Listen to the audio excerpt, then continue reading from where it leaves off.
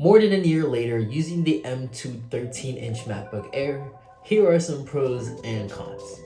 This is a pretty short video, so drop a like, leave a comment, subscribe to the channel, and turn on the bell so you will be notified whenever I post a video or a short. So the cons are storage and fans. The storage is something I regret when buying this. It is 500 gigabytes minus macOS, which is technically 495 gigabytes. If I were to get this computer again, I would get 2 terabytes of SSD for longevity and the workload. Speaking of longevity and workload are the fans. The computer gets warm and throttled when I'm in Final Cut Pro or when multiple applications are open, from Microsoft PowerPoint to Apple Music to Outlook.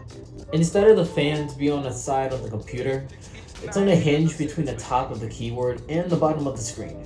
I don't think the 15-inch MacBook Air has vents for the heat to go through, which is a bummer considering its size. This problem goes hand in hand with storage since it's pushing so much data and power, which affects battery life, so consider this when buying. There are other cons: the notch, the ports, size, price, webcam, and refresh rate. But these cons are personal preferences for many people other than myself. I've never had a problem with any of those I mentioned, but if these issues concern you, including the storage and fans, there are other computers better than this one, such as the MacBook Pro or even the M1 MacBook Air. Personally, a valuable computer for students and most people. Other computers not from Apple include Microsoft Surface Pro 9, HP Spectre, Dell XPS 13 Plus, and more. But there are some positives which I like about this computer. One is the M2 chip, which is faster and more efficient than my Mac Mini, especially with macOS Sonoma, which let me know if you want to see a video about its features. Another positive is how light this machine is, meaning good build quality. It's not the thinnest laptop from Apple, but I don't feel the heaviness, especially if it's in my backpack. It's good, and I can put other things from a folder, my iPad, the charging cable, and adapter, and other college or tech-related items. Lastly is the color.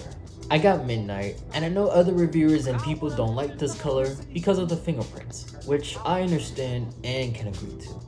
But it doesn't bother cleaning this at least once or twice a month. In fact, I got a clear case from Unique Find, which solved the fingerprint issue. It protects from getting damaged, and I still see this glamorous color, even in the dark where it looks all black. It does look very dope along with the MagSafe cable. Just wish I had a dark adapter too, but maybe soon, Apple. Maybe soon. So those are my pros and cons with the MacBook Air M2. I hope this helps in deciding to get this computer with necessary upgrades, or having those options with the other computers I previously mentioned. Again, drop a like, leave a comment, turn on the bell, and subscribe because I would love to get 100 subscribers or more. Would appreciate it. Thanks for watching, and check out my other videos here and here. I'll see you very soon. See ya.